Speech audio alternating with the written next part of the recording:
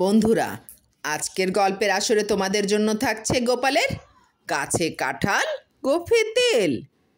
গোপালের পাশের এক প্রতিবেশীর নাম কেদার। তার বাড়ির উঠানে কাঁঠাল গাছ ছিল। গাছটিতে প্রতি বছর বেশ বড় বড় কাঁঠাল হতো। কাঁঠাল খেতে মধুর মতো মিষ্টি, কিন্তু একটা কাঁঠালও সে কাউকে দিত না। গাছে একটি কাঁঠাল পাকলে তার গন্ধে পাড়া মাত করে তুলত। গোপাল যাচ্ছিল কেদারের বাড়ির সামনের রাস্তা দিয়ে।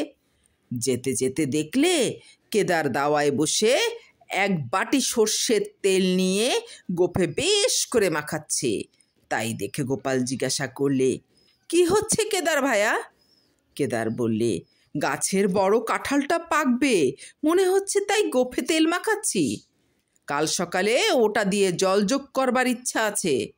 গোপাল বললে, একটু বেশি করে মেখে রাখো ভাই, তা না হলে গোফে আঠা জড়িয়ে যাবে যে। ভালো করে না মাখালে তেল যদি গোফে আঠা লাগে ছাড়াতে কষ্ট হবে। সেদিন রাতেই কাঁঠালটাকে চুরি করে নিয়ে চলে গেল। পরের দিন কেদার গোপালকে ডেকে দুঃখ করে বললে, জানো গোপাল, আমার গোফে তেল মাখানোই সার হলো, কাঁঠাল খাওয়া হলো না আর। কাল রাতে কাঁঠালটা চুরি হয়ে গেছে।